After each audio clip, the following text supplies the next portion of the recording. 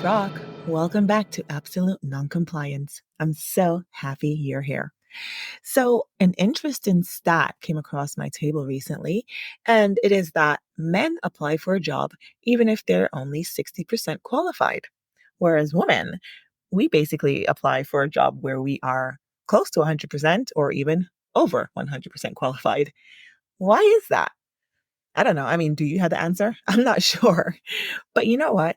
I think that it probably has its roots in the same thing, the same reason that men take up as much space as possible, for example, in society, by sitting with their legs wide open, their knees apart, while women tend to sit with our knees together, making a conscious effort to take up as little space as possible.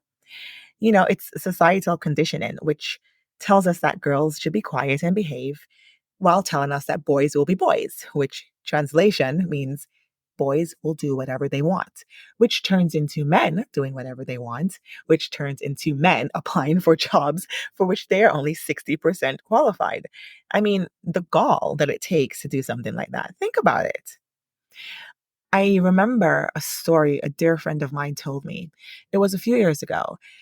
She was looking to hire an associate, someone that could be her right hand in the law practice and just help her to get things done. The boss of the practice told her it would be her sole decision who would be the person who gets the job. That being said, he also sent in a candidate for her to interview. Obviously, someone he knows connections were made, and he sent this person in. This candidate, this guy, came into the office. I mean, his entire air and attitude was just full of confidence and just really crossed over into the line of being cocky. He sat there, legs wide open, arm up in the chair, leaning back. I mean, mad comfortable, as if he were visiting his friend. My friend was so turned off, but it got even worse. He had no pitch, no presentation. He was not doing what people usually do by presenting skills and qualifications. He was just basically acting as if they were going through some kind of like formality, but it was already in the bag. Okay, the situation was wrapped up. My friend went to the manager of the practice and said, "Look, you said it would be my decision. You can hire him if you want to, but that's not my pick." So he did the right thing. He reiterated to her, yes, it was indeed her sole decision. In came in another candidate.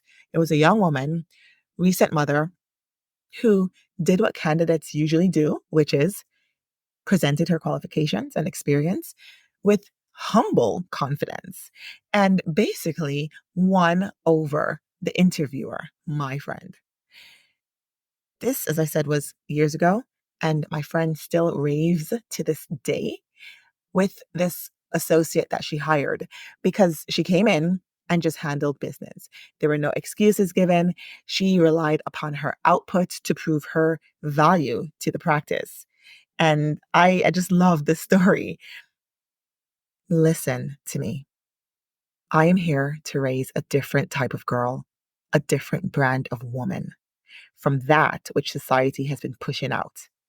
A bolder, louder, more entitled woman, taking up more space and applying for jobs for which she thinks she's only 60% qualified and selling it in the interview through signature and beyond. Knowing their worth. You gotta know your worth, ladies. Just think about it. No one can tell you. You have to know it and you have to show it. The truth is, if we spin it back to this whole job situation, you're probably more qualified for the job than you think. It could be that you're underestimating yourself. So just eat your confidence vitamins and get to it. And to my boys and men, I'm not mad at you. Be strong, stay confident, but calm down the entitlement just a bit. It's too much. Connect to your environment and become partners for positive change because when we work together, we are amazing. I don't really want to do any more of these kind of like gender split podcasts. I don't, there's no need for that. There should not be a need for that. Let's work to eliminate the need, right? Let's work together because that's what makes us strong and awesome. Send me your stories. I love to hear them. What do you think? How do you feel? Have you ever applied for a job for which you were 60% qualified? How did that work out? And what would you advise others? Let me know about it. Take good care. Ciao.